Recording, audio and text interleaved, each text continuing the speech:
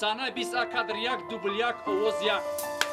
дар замони соҳиб истиқлолии кишвар соҳаи синамои миллӣ ба тадриҷ рушд карда филмҳои ниҳоят баландмазмун аз ҷониби коргардонҳои тоҷик рӯи пардаи синемо меоянд ки филми рақси зиндагӣ аз зумраи онҳо ба шумор меравад. ин филм дар таҳияи коргардони тоҷик муҳаббат саторӣ рӯи пардаи синемо омадааст. дар филми ҳунарии рақси зиндагӣ урфу одат ва анъанаҳои мардуми дурдасти деҳоти тоҷикистон, тарзи зиндагӣ ва дигар ҳунарҳои қадимаи миллати кӯҳанфарҳанги тоҷик инъикос ёфтааст.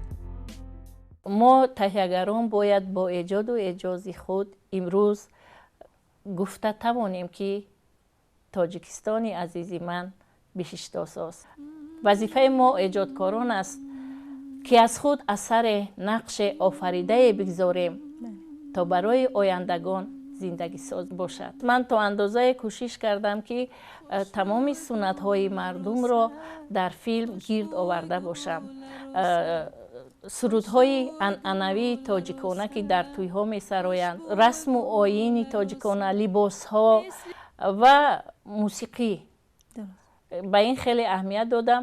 ба фикрам тамошобин хеле хуб қабул кард. чеҳраи хуршеди саҳар дилҷӯй гулару саг, хушрӯй гулару саг, хушбӯй гулару саг.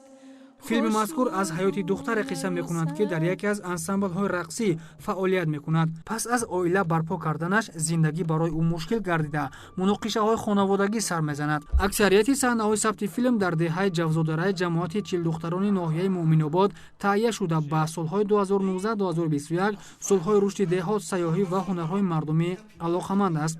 сабти филми ҳунарии рақси зиндагӣ моҳи октябри соли 2018 оғоз шуда давоми 6 моҳ филмофарон онро наворбардорӣ карданд. дар баробари ҳунармандони ҳирфаӣ ҳунармандони ҷавон низ дар филм маҳорати баланд нишон додаанд. идеяи филми мазкурро худи коргардон муҳаббат саторӣ пешниҳод кардааст.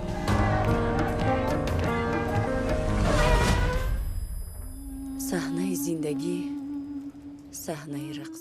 ман дастрас карда будам ҳикояи Заринаи Акрамдухт мерақсемро зиёда аз 5 сол пеш ва онро бурдам ба Сафар Ҳақдодов назди он кас рафтам ва гуфтам ки ҳамин ҳикоя ба ман маъқул аст. он кас хонданд ва хеле тағйиротҳои куллӣ дароварданд. ба таври худашон навиштанд сценарияи филмро ва ман хоҳиш кардам ки қисме аз дар хатлон бояд ба навор гирифта шавад. хайвай духтари шаҳрӣ аст, духтаре ки маълумоти олӣ дорад ва духтарак бону дар ансамбли рақсӣ кор мекунад. ҳамин хел баъди садамае ки онҳо дучор мешаванд, ишқу муҳаббат пайдо мегардад байни онҳо ва онҳо издивоҷ мекунанд.